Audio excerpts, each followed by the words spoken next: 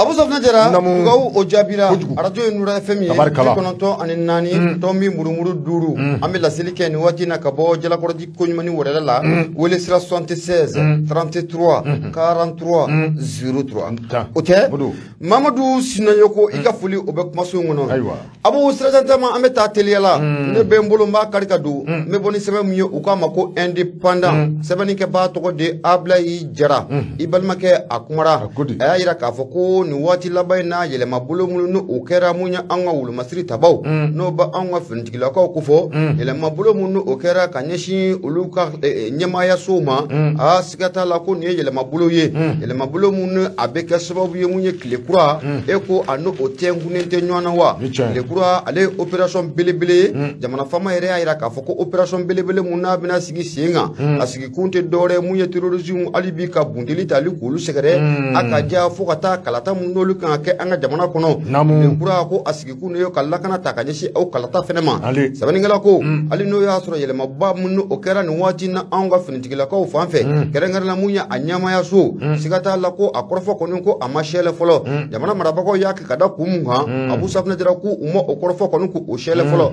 ngasigata la Abu Safna Jara ma chama somnu no ka foko muye operation tilekura ko ni yo obare damenene jamana fama fe no be kolonel Hashim kuitani finitigila ko kufo sabani ngala ko aku ibe na ka foko miye yele mabelebele mununu ukera ibe na ka foko directeur de la sécurité militaire o taraka kalfa muye colonel major Nuhu Watarama abu ofena boray muye génie militaire ibe na ka foko o taraka kalfa colonel major Faraba Sangarema no be flaga kufo ofena mana boy directeur central de service de santé des armées a obe médecin colonel major Gejuma Damele Abu Safna Jara yen taraka kalfa alila sabani ngala ko ne ayira ka fo uye kibara munun ko soro a kibara nunu ma ayira ka foko muye opération Klikura Abu Safna Jara ko obaro rube sina jamana fama fe akuni akli bala muye 20 janvier temani munya anga jamana fama colonel Hashim Kuita ayira maldembela jelena ka ada maldembela jelen kuloka kaira ka foko muye opération belebele ko obina sigi singa opération muna atoko ko Klikura a opération mina fereka ka tirudusu ku bunti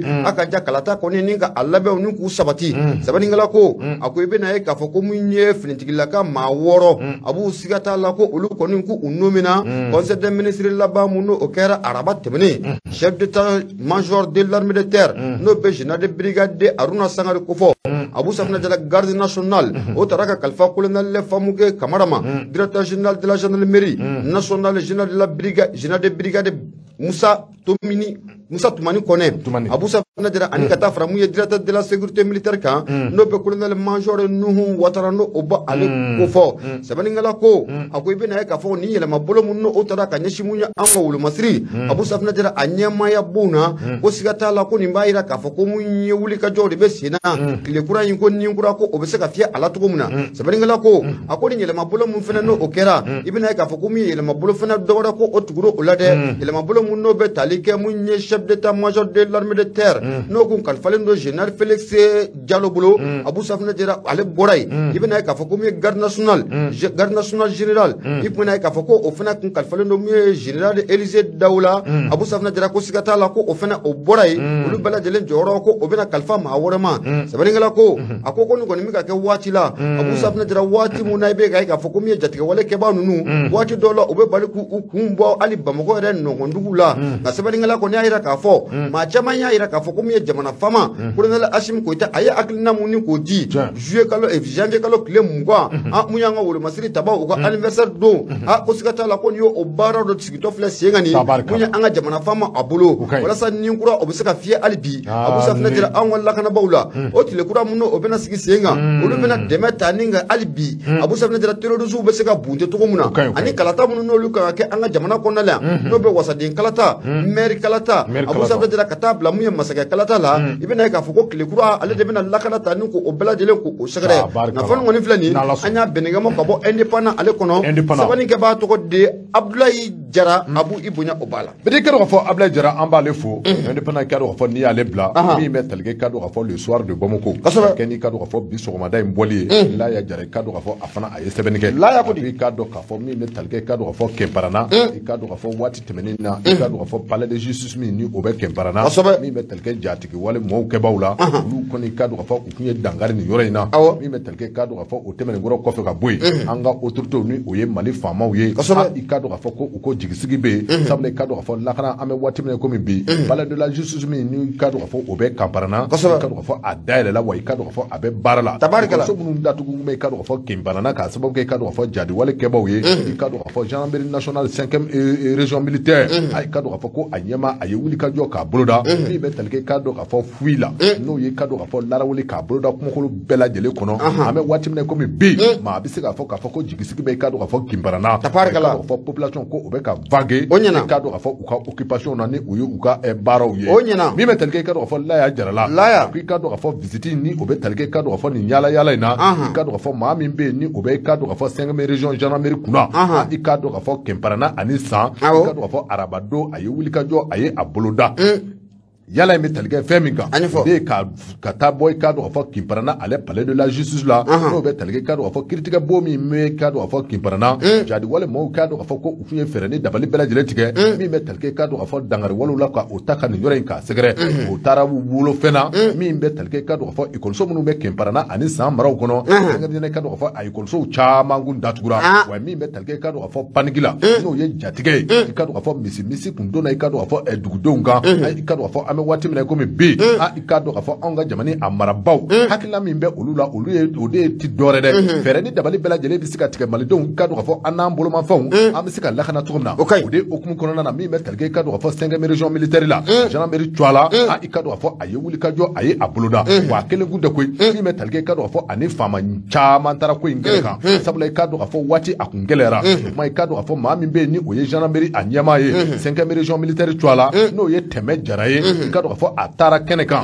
katase kado fo escadron mimbe kado fo ayorola kado fo compagnie de l'escadron commandant mimbe ni ochako Ibrahima Kebe katase kado fo escadron onyema mani oye lieutenant Nuhu Gindo ye kado fo oni element ma bisaba banyango munu ni kado fo ulu jome kelelo kusobe ma munu be kado fo ni ulu be wolo ko tactique walma action rapide yado ka fo oye maye kele de munu be ni ujole me kusobe kado fo ko nunu nche de mfana kuma unofe ma kado fo ko wuli kajo ko uye asabati ame wati mena komi bi kado fo o kele bolo nyema kado fo ko oye adjoint chef doye mi ni kado fo o twa ko ni mafo kado fo o adjoint chef ko de kuma kado fo ma bisaba nu vana nyema kata se gendarmerie anyema bela jelema ani kado fo garde national mi me Kemparana ani san mara kono nu bela jele ko ni ku ye wuli kajo ka boloda wuli kajo ku ye mi ye kasega kado fo dugudo nga sega rassurer dugudo kado fo hakilisigi kana dugudo na kado ka fo ame wati mena komi bi autorité militaire ko ni keme ka fa bela jele ke mangaye wala se kado fo on ni ambuloma mena am sega lakana to mina ka sababu ke jadi wale akeba uye kado fo wati mina utara wuli kajo en boloda utare kado fo palais de justice la kata larawe ka laje ko chene munu ngara ka olu jachimine kado fo labe munu misega ke do na tawla nga fere ni dabale bela jele ka tika Kemparana justice palais de justice no ye critique blowe akasega dale bara ku yo ke ko so chama ngume munu ni olu datugura akwenza ba ufe ye fere ni dabale bela jele tika olu fana bela jele ka dale ni metelke kado fo uka visiter zebe yu jija to bela jele na uni maire 3e adjoint olu nye ka danwana wa kado fo unye daranwana katasi kado afọ dugutigi fana ma Kemparana ani san dugutigi n'olu bela jele ye yuanye ngonna na korofo min bi fo uye ode ka fo ku hagli sigi ni ala sona ma ko arme be ujigla ko wa kado afọ bitemene kofe ni me telge kado afọ lakana na ma bisaba munu bla ni olu jome kelelo kusobe uye fere ni dabali bela jele tiga ko olu sigi ayoro la wala se kado afọ lakana abisega sabati ni yoro ko fole na tumna ame wati mene ko mi bi la ya dara akui kado afọ commandant de la 5e région de la gendarmerie nationale ay kado afọ ni asiguro beneme kado fo moptima ku kado fo wuli kado ngoni konona na kado fo population ko ni uniso jara ko sabala kado fo uyaye ka fo mi metalge anga armée la kado fo action kolomunu ni ulu kera jadi mo fe ni armée snaka na uno goni no kado fo ka klaka na yoro bela jele ka lakana kado fo ko ni aglay akla mi mina ni jigisigi kado fo duguti katase kado fo meruma ulu fona uyenu ngoro fo sarada surasela ko nyekoro wala sai kado fo ku kado fo ko jigibe uko kado fo ko bolo dame ou ka armée ka atrifle ani mi moy kado ka fo le soir de Bamako la ya jara ali ka sebedo le soir de Bamako la ya jara amba le fo abu de be mbolo don teliala me boni sebe munu ko amako le pays sebe ni ke ba ale to ko de sumala jara ibal make akumara abu abena ta munye bilikamboli i denhoro o donenu munye Mali Guinée Conakry Burkina Faso no benta jamana ko fo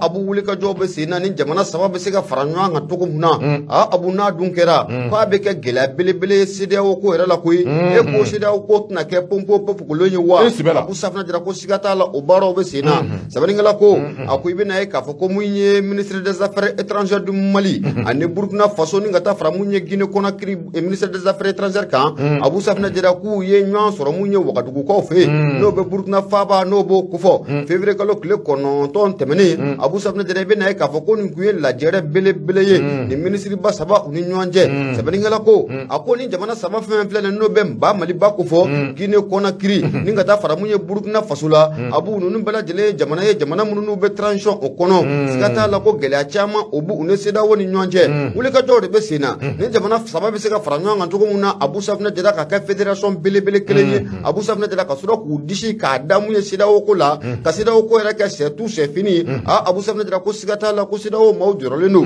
sabani ngala ko ako ni ko ni metabolo na fo ko bi ni jamana saba no be Mali Burkina Guinée Conakry abu ko lu buga bolo di nyoma munu ko damene ni abu sigata la abeka sababu ye munye soro obena jamana saba mbela jele o kona la akoni ya jitemena kalaje munye gelea obe munye Burkina Faso dala wa gelea obe ba Mali ba dala wa gelea obe munye Guinée Conakry yere fena ko odala akoni ya jitemena kalaje ni jamana saba abu safna jera ko munye mugude ko orebe shele akono aduguma fen abu safna jera no ba adugu jukora fen ko fon na famo sanu anato o chamande abu safna jera obe ni jamana saba bela jele o kona la akoni ni jamana saba nu na faranonga ko abeke gela belebele kanisi sida ko yere ma e ko sida ko yere ko atina bawa ako munye jamana mumbe nanga mako Guinée Conakry abu safna jera Guinée Conakry daga bana pore mun no be Guinée Conakry ko febi abu safna jera ko ninkura ko obi ka fia ula ko sabe munye fenchama obi sekana abu safna jera Guinée Conakry sira fe kata yera soro Burkina fenchama obi sekana munye Guinée port fe abu safna jera obi na yera soro munye Mali o konna ula sabani ngala ko akuni duye Burkina jatemena kalaje abu safna jera Burkina e jamana bi jamana mununi adona no ka adona kari ka fo ko munye kori shene abu safna jera ku bo do ode doni tekre abu safna jera wala sa munye gela muno taleme ka Burkina fene ka segere no watina Burkina ja ko le no ka gere Guinée Conakry la ale ka kori mununu ube bo aka jamana kono kata jamana wala wala sa ubuse ka asiro ko soro to muna ko sabe ga mununu mo ya ira ka fo ko ali buye Burkina Faso ye ku ye marama fendo ko ni ko sa gabina ka fo ko mi shuba nunu na be sira wo jamana nyama nunu ko fo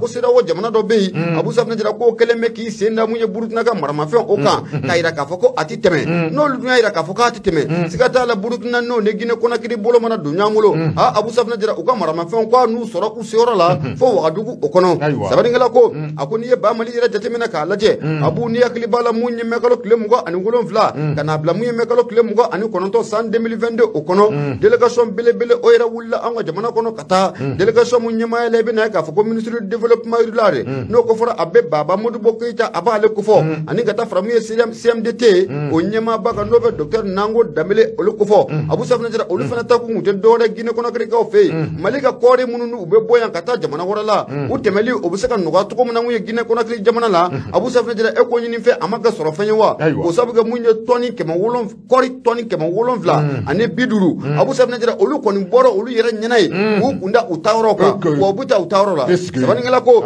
abo ni jamana saba nu farla nyanga e ko seda wo gunu kuma mana ka munno obu dakono no be talike ambargo la e ko ambargo ko anase ka fo bile wa ni jamana saba mana farla nyanga Burkina alebete me Guinée Conakry port fe Mali alebete me muyi Guinée Conakry port fe e ko mabawa abana e mo meble futi saraka seda o bla koy saraka o bla afoni seda ko bani ni ame seda o ni ame seda o e kan jamani saba ni fla samaka bwala sa seda o mabawa alors jango Mali yere seda ko alors seda o de a hakila foro bola onga seda ko bana be kara bomako ya seda o chile de eni a chile de ede ta do na amadu ko mamungo e Guinée Conakry port be ndunyanya o daile Mali o bana an ka fɛn bɛɛ bɛ tɛmɛ yen fɛ u ye embargo kɛ Burkina fana da la o ka maramafɛn dɔw k'olu siège ye Burkina fana tɛ nin sɛla ka na Guinée Conakry o bɛ na Guinée Conakry o de la an saba ka tɛgɛ di ɲɔgɔn ma nafa min b'a la a tɛ se ka fɔ Abu diɲɛ yɛlɛmana voilà Abu n ko n ka yɛlɛmana a banna ko yɛlɛmana dɛ tile kura de bɔra fo a k'a dɔn de k'a fɔ tile kura bɔra dɛ ne ye tile kura ye tile kura bɔra n'Ala sɔnna sɛbɛnnikɔnɔ kɔni y'a jira k'a fɔ Abu ko ni jamana saba in siga t'a la mun ye a dugu jukɔrɔ nafamafɛnw Abu Safinɛ Jara a dagosi ko a ka bon kosɛbɛ ni jamana saba in n'u farala ɲɔgɔn kan Abu Safinɛ Jara don n'a nataw la ko mun ye ni jamana saba in mun ye nansara bilenw Abu tɛ bɔ tunga la ka na tunga yɛrɛ kɛ jamana saba in kɔnɔ wa n'u farala ɲɔgɔn kan nafolo filɛ nin Abu an y'a sama ka bɔ le pays ale kɔnɔ sɛbɛnnikɛbaa tɔgɔ de Soumaïla Jara i bonya o b'a la Soumaïla Jara i ka dɔn k'a fɔ bɛɛ tɛ an b'ale fo a fɔ min bɛ talikɛ i ka dɔn k'a fɔ bamananw b'o de fɔ i ka dɔn k'a fɔ ko jɛjugu a laban ye ɲɔgɔn joro ye sabula i ka dɔn k'a fɔ CEDEAO i ka dɔn k'a fɔ a sigin bɛ jɛjugu kɔnɔ kuma i ka dɔn k'a fɔ n'a ma ɲɛ k'a fɔ ko o jɛjugu o sirilen don ni jamana saba in kɔfɛ n'a ma ɲɛ k'a fɔ ko olu fana y'a faamu k'a fɔ ko jɛjugu sirimɛ an kɔ an ka dɔn k'a fɔ n'a ma ɲɛ k'o kɛmɛ an ka jɛ k'an bolo di ɲɔgɔn ma i ka dɔn k'a fɔ o de bɛ kɛ sababu ye min b'a to anw ka ɲɛta a bɛ sabati baaraw de filɛ sen o de daminɛna siga t'a la ayiwa min bɛ talikɛ i ka dɔn k'a fɔ indépendant indépendant i ka dɔn k'a fɔ ka kɛ ni ka dɔn k'a fɔ u ka bi sɔgɔmada bɔli ye février kalo tile ta bi ka kɛ ni bi juma ye min bɛ talikɛ i ka dɔn k'a fɔ a yirala k'a fɔ min bɛ talikɛ nin jamana saba in na Mali, Burkina Faso, i ka dɔn k'a fɔ Guinée Conakry, i ka dɔn k'a fɔ min bɛ talikɛ nin jamana saba in na, i ka dɔn k'a fɔ tɛgɛ di ɲɔgɔn ma, a bɛɛ ka boloda, min bɛ talikɛ i ka dɔn k'a fɔ nin jamana saba in na, Mali ni Burkina i ka dɔn k'a fɔ ka taa se fɛn min bɛ talikɛ i ka dɔn k'a fɔ Guinée Conakry ma, bɛɛ lajɛlen bɛ a kalama k'a fɔ ko anw ye jamanaw ye minnu ni an jo a bɛ ɲɔgɔn na, frontière de bɛ an ni nin jamana kelen kelen bɛɛ lajɛlen ni ɲɔgɔn cɛ, waati min na i ka dɔn k'a fɔ gɛlɛya kɔni t'a mɛn ka nin jamana saba in k'a sɛgɛrɛ, diɲɛ bunakun yɛrɛ kan, min bɛ talikɛ i ka dɔn k'a fɔ ɲɛjuguya t'a mɛn ka nin jamana saba in k'a sɛgɛrɛ. I ka dɔn k'a fɔ n'a ma ɲɛ k'a fɔ ko anw marabaw i ka dɔn k'a fɔ olu y'a faamu sabula n'i ye nin jamana saba ta k'a lajɛ min bɛ talikɛ i ka dɔn k'a fɔ camanjɔrɔ faga de bɛ a jamana in bɛɛ lajɛlen kan nin waati in na camanjɔrɔ faga de bɛ ka baara kɛ jamana in bɛɛ lajɛlen kɔnɔ min bɛ talikɛ i ka dɔn k'a fɔ Burkina Faso Mali ani Guinée Conakry siga t'a la talikɛ i ka dɔn k'a fɔ a ministre des affaires étrangères la ni ka dɔn k'a fɔ dankɔrɔba cɛ saba n'u ye ɲɔgɔn ye i ka dɔn k'a fɔ Ouagadougou ɲɔgɔn ye i ka dɔn k'a fɔ a bolimɛ fɛn min kan o de ye fɛɛrɛ ni dabali bɛɛ lajɛlen bɛ se ka tigɛ min bɛ wele k'i ka dɔn k'a fɔ intérêt commun n'o ye i ka dɔn k'a fɔ an ka sɔrɔw bɛ se ka kɛ kelen cogo min na i ka dɔn k'a fɔ ko o baaraw i ka dɔn k'a fɔ o bɛ sen an jamana saba ni ɲɔgɔn cɛ siga t'a la a banna ayiwa nin baara daminɛnen don nin ye baara daminɛnen an ka taa tiɲɛ tɛ min bɛ talikɛ i ka dɔn k'a fɔ Musa Saɲɔ Kamara la sɛbɛnnikɛla i ka dɔn k'a fɔ a ko alamisa don n'o bɛnna i ka dɔn k'a fɔ kununko ma i ka dɔn k'a fɔ nin chef d'état min bɛ talikɛ i ka dɔn k'a fɔ ministre des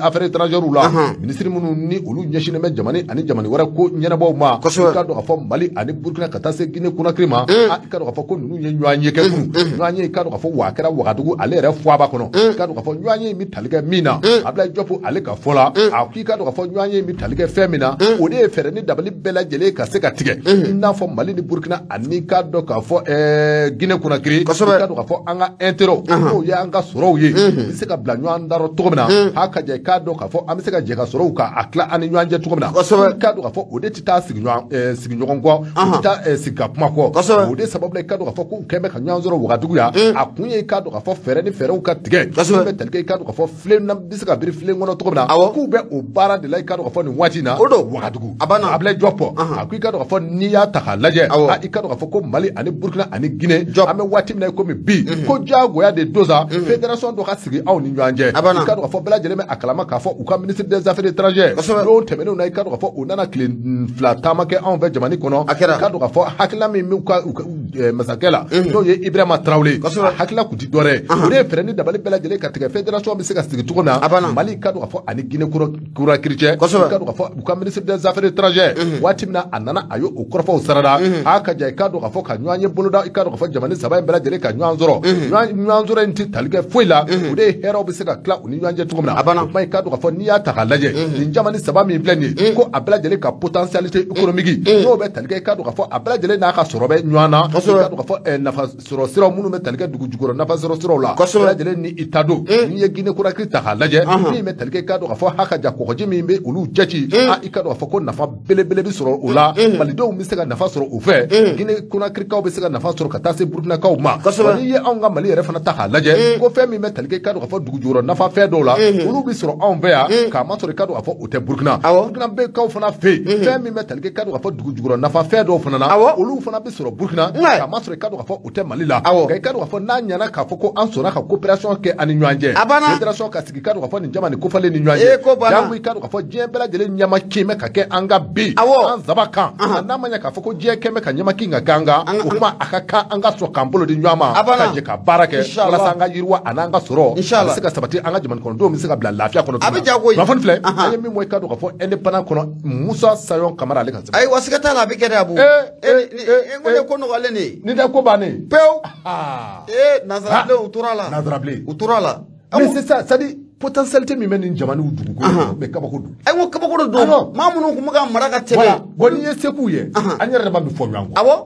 e ma u y'o fɛɛrɛ ni tigɛ waati dɔ Mali ni n t'a dɔn c'était ou bien Mauritanie awɔ quel pays la awɔ Mauritanie don kosɛbɛ ayiwa u tɛ se o u tɛ se ni wuli Ala kana u se ni jamana saba Ala kana u se maa minnu bɛ ka ninnu jamana saba mara bi awɔ Abu Safinɛ Jara u tɛ se dusu bɛ nin bɛɛ la u tɛ se ni jamana kuntigi saba président saba ye transition de b'a bɛɛ kɔnɔ walayi a bɛɛ transition b'a bɛɛ kɔnɔ et puis discours kura aussi a surasi ninnu bɛɛ presque ils sont de même promotion hein a bɛ n'o ye Abu Ala bɛ se ka ko la koyi Ala bɛ se ka ko la Ibrahima in yɛrɛ ni an ta in mɔlen bɛ cogo min e m'o jateminɛ n'i balila ka i b'a fɔ ko Asimu comme Asimu diminen don sisan k'a dimi ale tɛ bomosi a kɛlen bɛ k'o bila ouais bon n bɛna min f'i ye bomosi diba in man ɲi tuma dɔ la a bomosi ka ɲi tan quoi awɔ n'i ye bomosi di o ye hali bi kɛtɔ ye ka jisuma k'i koli juru kana jisuma k'i koli juru dɛ a ye fɔ a ka bomosi in to tan a bɛ se k'a coiffer dɔɔni k'a fɛngɛ mais a ka ɲi tan alors Abu mun ye Bintu Sila an bɛ foli lase a ma Bintu Sila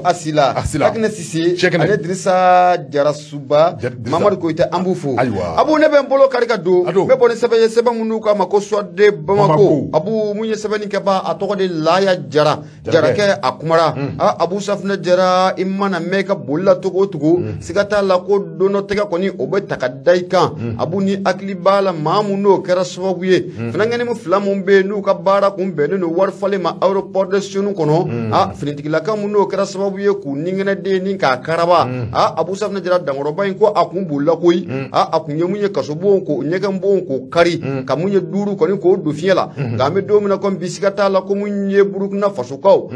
Abu olu kɔni ye nin dankɔrɔba in ni k'a don pankuru kɔnɔ n'o bɛ ɛri Burukina yɛrɛ kofɔ k'a sɛlɛ fo ka n'a di Asimu ma Bamakɔ yan n'a di Asimu ma fɔ Bamakɔ yan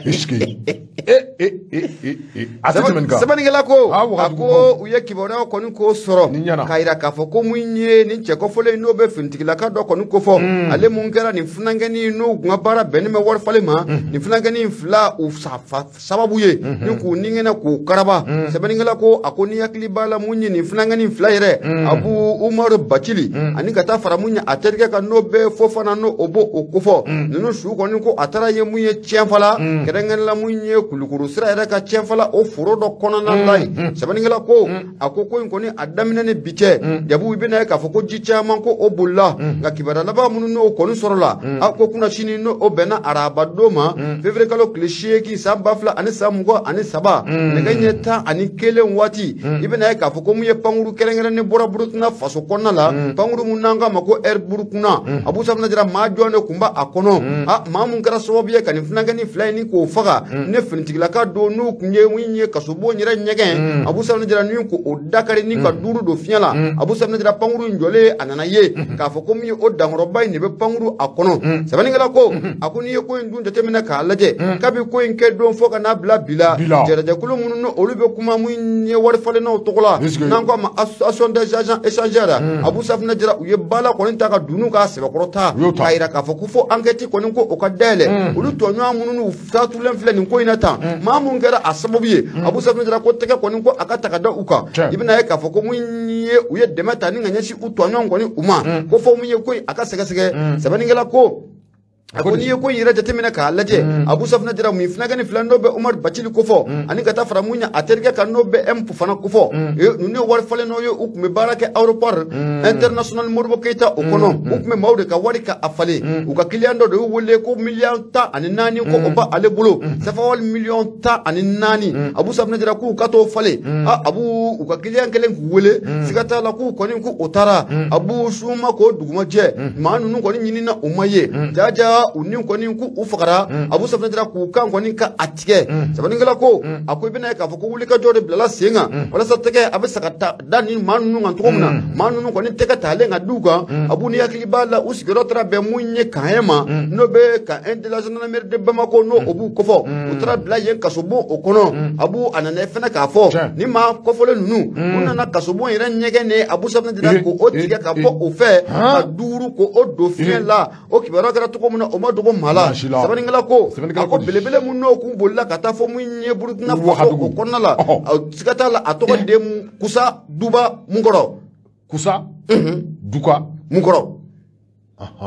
aywa angata atoko de kusa duka mungoro abu safna dira ko sigata la burutna ko ya lede mine ka siri kana da asimi shengoro ya ko mali ani burukna ko bela jereje kelenye ni mamuna ye falike abu safna dira burukna no nyante ka daka amena di malima mali fana nem anga mamu ye falike abu safna dira kani bulika ni da mali la mali aya sama kata dama anga me domna ko bi burukna ko ni cheko fole no de betalike munye kusa duka mungoro abu ka do panguru kono kana di asimima basobe ama sabaraba da aseka sasuka ko bani de awon nya do menna mo che fintigla kai hali fintigla ay mingedu kana ni ga dega shishi bonda fe ane aisa la mebeni ay mingedu aya mani o kunyuma yo ay an hero fo abu safna dira me dom na kombi fintigla ka beli fingedi ame dom na kombi olu kan ga yeni ngono ame do mo imana ya kono ka ka ko ene ne ma sika da c'est un peu ça quoi yawa ne ma sika da la ga ala ka je ka da ko be niveau 1600 c'est pas bon angata angado awangata aywa kele shela ngata do ngata awa clear bidi kadu ga fo amedo telela ni me talge kadu ga fo ne jume la révélation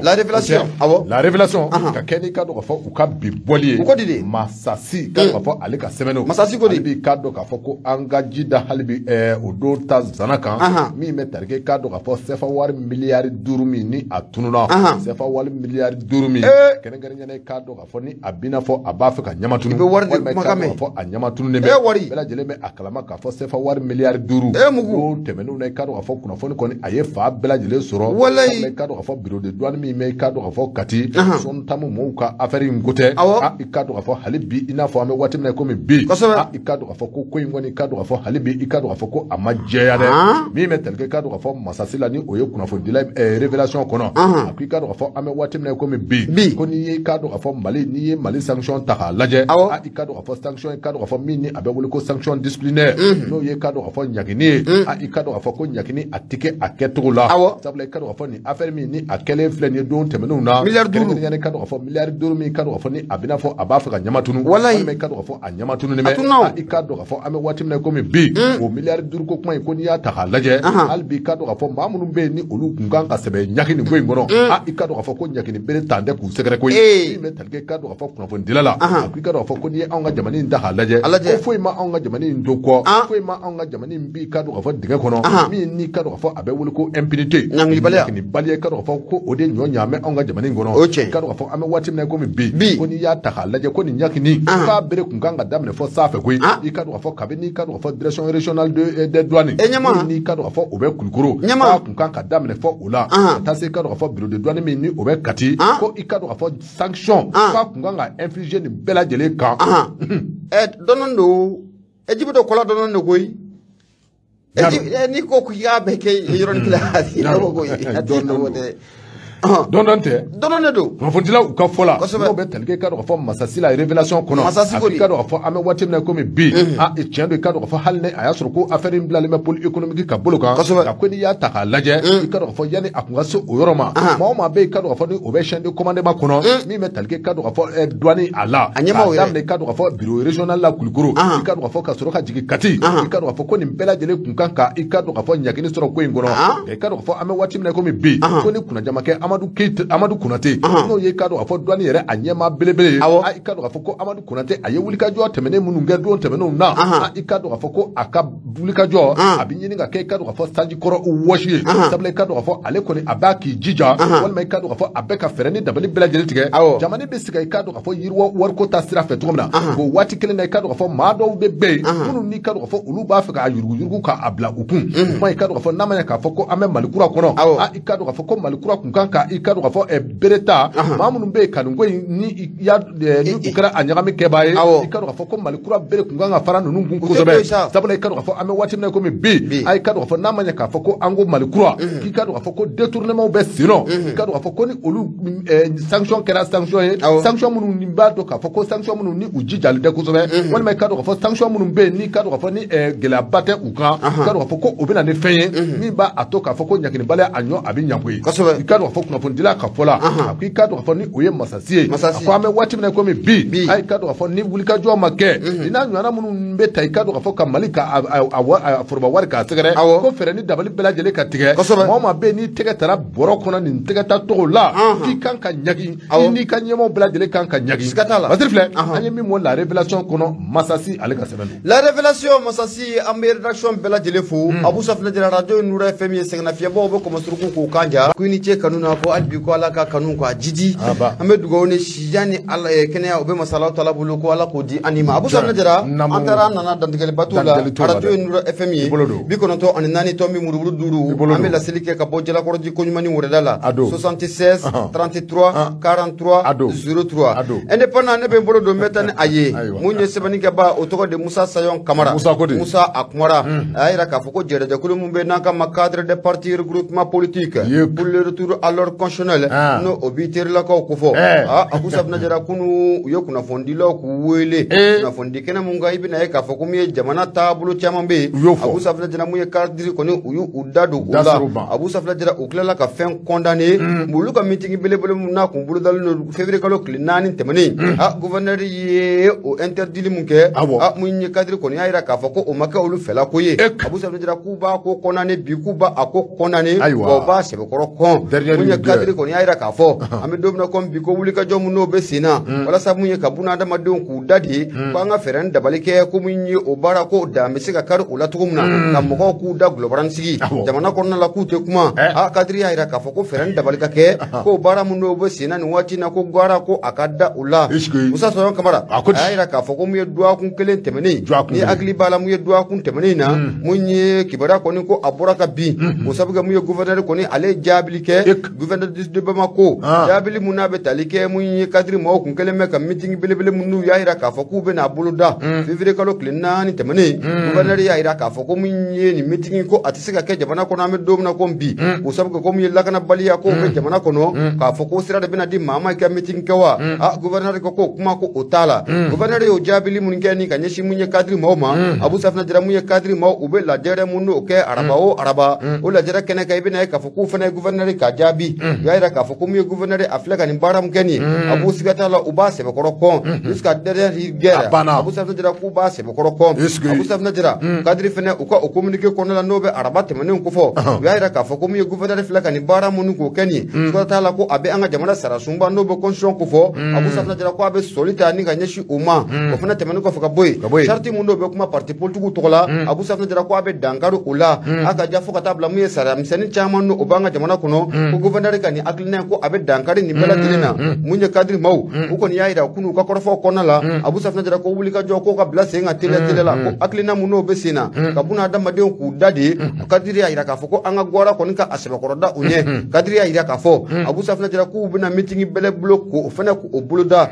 don n'a nataw la o sabu kɛ ko olu ka hakɛ de don sariya de y'a ɲini olu fɛ k'u k'a kɛ wa olu ka hakɛ de don i n'a fɔ charte de politique parti de politique b'a fɔ cogo min na Abu Safinɛ Jara ko olu ka hakɛ de don wa ko mun ye meeting belebele dɔ k'u bɛna boloda don n'a nataw la cadre kɔni y'a jira k'a fɔ ko wulikajɔ mun n'o bɛ sen na nin waati in na ka maaw kɔni k'u da gɛrɛ maa si kana kuma ka démocratie yɛrɛ n'o bɛ bɛjɛ fanga ko fɔ Abu Safinɛ Jara o bɛjɛ fanga mun na a taara mun ye joli kɛnɛ yɛrɛ kɔni kan mun ye cadre y'a jira k'a fɔ ko dan bɛ fɛ ka kari o la wa olu tun sigi k'o lajɛ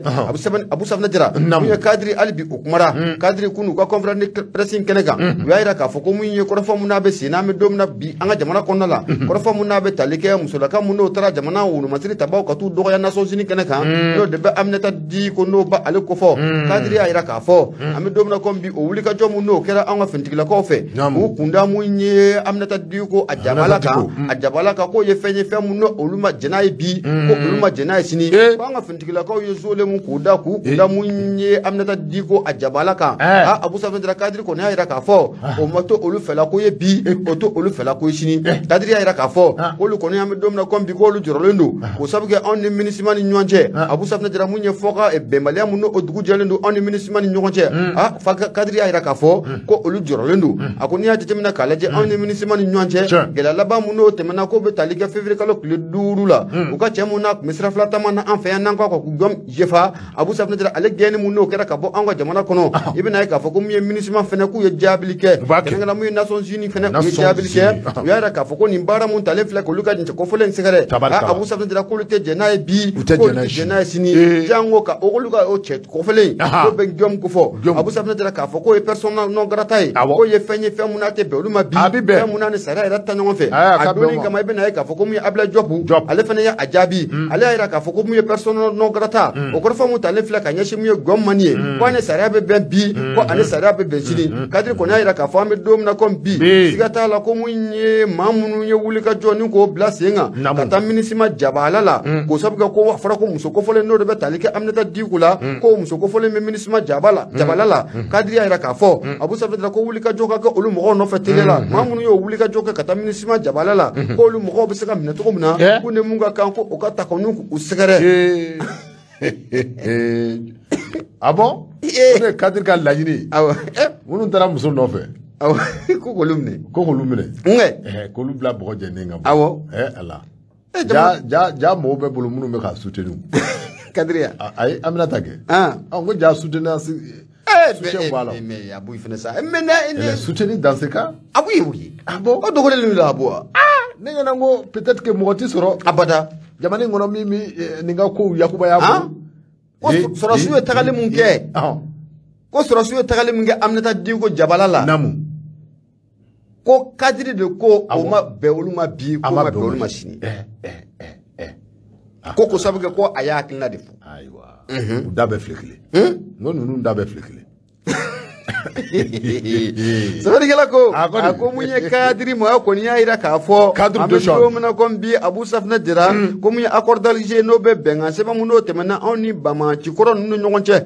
k'olu kɔni jɔrɔlen don bi o sabu u ɲɛ bɛ ko in taabolo la cogo min na Abu Safinɛ Jara ko a kɛlen bɛ sababu ye k'olu sɛbɛkɔrɔ jɔrɔ i n'a fɔ nin waati laban in na kadiri yɛrɛ ka fɔ la ko mun ye jɛrɛjɛkulu minnu olu bɛ kuma sema tɔgɔ la k'olu kɛlen bɛ k'u bolo k'o fara ɲɔgɔn kan o de kun kɔnɔ la ko mun ye accord an bɛ don min na komi bi ko olu jɔrɔlen don a ko la na fɛn filɛ nin Abu Safinɛ Jara an y'a sama ka bɔ indépendant ale kɔnɔ sɛbɛnni kɛbaa ale tɔgɔ tɛ maa wɛrɛ ye Abu Safinɛ Jara o de ye Musa Saɲɔn Kamara i bonya o baara Musa Saɲɔn Kamara n'Ala sɔnna kosɛbɛ peut-être k'a dɔn k'a fɔ Musa Saɲɔn Kamara an b'a fɔ ni indépendant ni e y'a bila a gɛrɛ la indépendant kelen ne bɛ o sama ka gɛrɛ mun b'a kɔnɔ i k'a dɔn k'a fɔ n'i ye o indépendant ta kɔrɔfɔ min b'a kɔnɔ o de bɛ tali kɛ k'a dɔn k'a fɔ Abdoulaye Jarakɛ ale ka sɛbɛn don Jarakɛ ko di ko i k'a dɔn k'a fɔ min bɛ tali kɛ k'a dɔn k'a fɔ élaboration de la nouvelle constitution n'o ye k'a dɔn k'a fɔ jamana a sariya kisɛ gafeba i k'a dɔn k'a fɔ a baara laban minnu ni olu bɛ sen n'an k'o ma finalisation min bɛ tali kɛ k'a dɔn k'a fɔ haut conseil islamique du Mali la i k'a dɔn k'a fɔ ninnu k'a dɔn k'a fɔ hakilina dɔ bɛ u fɛ ni u y'o ta i k'a dɔn k'a fɔ ka baara in k'a sɛgɛrɛ ninnu kɔni ka fɔ la i k'a dɔn k'a fɔ n'a ma ɲɛ k'a fɔ ko constitution kura bɛ bila sen kan anw ka jamana in kɔnɔ a kun ka kɛ i k'a dɔn k'a fɔ maa o maa n'i bɛna kɛ jamanakuntigi ye anw ka jamana in kɔnɔ k'i k'a dɔn k'a fɔ i k'i kali k'i siɲɛ i bɛ tali kɛ i k'a dɔn k'a fɔ Bible la livre sacré a tɔgɔ i dalen bɛ fɛn mun na kɛ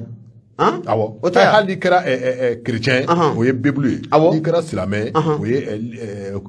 kuranɛ o ye alikuranɛ ye awɔ ni i ye nin kuma in ka gɛlɛn livre sacré de la religion an ka taa a fɔlɔ min bɛ tali kɛ k'a dɔn k'a fɔ haut conseil islamique du Mali k'a dɔn k'a fɔ ko n'i y'a ta k'a lajɛ n'u ye k'a dɔn k'a fɔ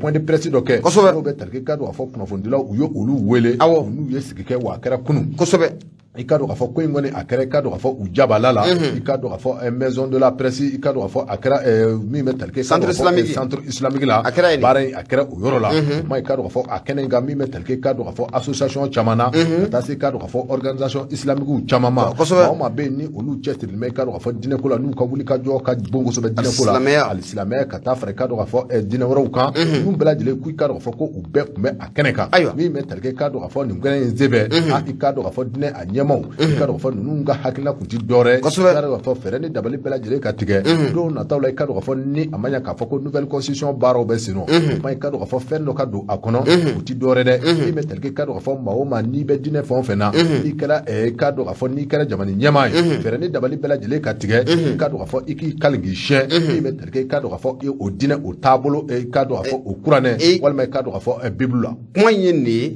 c'est à dire que i mana kɛ taabolo mun nɔfɛ n'i ye alisilamɛ de ye n'i ye kɛra jamana faama ye ko i k'i kale k'i siyɛn alikuranɛ kan n'i kɛra chrétien ye Abu Safinɛ Jara i b'i kale k'i siyɛn bibulu kan n'i kɛra an ka laadalafɛnw kɔrɔw olu labatobaw ye i b'i kale k'i siyɛn fana na i b'i a bɛɛ de don koyi ayiwa ko de don a ka ɲi hakilina ka ɲi hakilina ka ɲi ayiwa hakilina ka ɲi min bɛ tali kɛ ka dɔn a ka ɲi a ma ɲi o ayiwa o kɔni a ka ɲi o ye ko wɛrɛ ye an ka taa min bɛ tali kɛ ka dɔn k'a fɔ Abdulaye Jarakɛ a ko i ka dɔn k'a fɔ nin hakilina i ka dɔn k'a fɔ min bɛ tali kɛ hakilina in na n'o bɛ tali kɛ ka dɔn k'a fɔ nin lajɛlen na u y'a kɛ a sababu kɛ i ka dɔn k'a fɔ commission de réflexion dɔ sigira sen kan min bɛ tali kɛ i ka dɔn k'a fɔ constitution o baaraw kɔnɔ o conseil islamique i ka dɔn k'a fɔ olu ka représentant u tun bɛ a kɔnɔ kan a kɛnɛ kan min bɛ tali kɛ i ka dɔn k'a fɔ a ɲɛmaaya tun bɛ i ka dɔn k'a fɔ Thierno Adi Cham bolo Thierno Adi Cham i ka dɔn k'a fɔ ale kɔni i ka dɔn k'a fɔ ale commission ɲɛmaa kun don wa i ka dɔn k'a fɔ n'i ye a commission in ta k'a lajɛ fɛn o fɛn bɛ tali kɛ i ka dɔn k'a fɔ taasira wɛrɛw la diinɛ alisilamɛya kɔnɔna na k'olu bɛɛ lajɛlen représentant bɛ a commission kɔnɔ olu de ka baara kɛra min ye kalo fila baɲango i ka dɔn k'a fɔ ko u sɔnna ka baara min kɛ bɛ tali kɛ i ka dɔn k'a fɔ avant projet a constitution a labɛn dɔ kɔnɔ i ka dɔn k'a fɔ u ye kalo fila min kɛ a baara la minnu kɔni y'u ka hakilina bɔ k'a bi ko in kɔnɔ koyi wa i ka dɔn k'a fɔ min bɛ tali kɛ i ka dɔn k'a fɔ proposition minnu kɛra waati tɛmɛnenw na u ti dɔwɛrɛ i ka dɔn k'a fɔ fɛɛrɛ ni dabali bɛɛ lajɛlen ka tigɛ min bɛ tali kɛ i ka dɔn k'a fɔ diinɛ ko u ka bila sanfɛ sabula i ka dɔn k'a fɔ min bɛ tali kɛ i ka dɔn k'a fɔ maa o maa n'i kɛra jamana a ɲɛmaa ye a ka kɛ i ka dɔn k'a fɔ hali cour constitutionnelle ɲɛkɔrɔ i ka dɔn k'a fɔ kalenkasiyɛn min ni a bɛ kɛ i ka dɔn k'a fɔ a ka kɛ i ka dɔn k'a fɔ diinɛ sira kan koyi a ma kɛ i bɛ diinɛ o diinɛ na i ka dɔn k'a fɔ k'i ka kalenkasiyɛn i k'a kɛ ka taa ni o sira ye min bɛ tali kɛ i ka dɔn k'a fɔ jamana yɛrɛ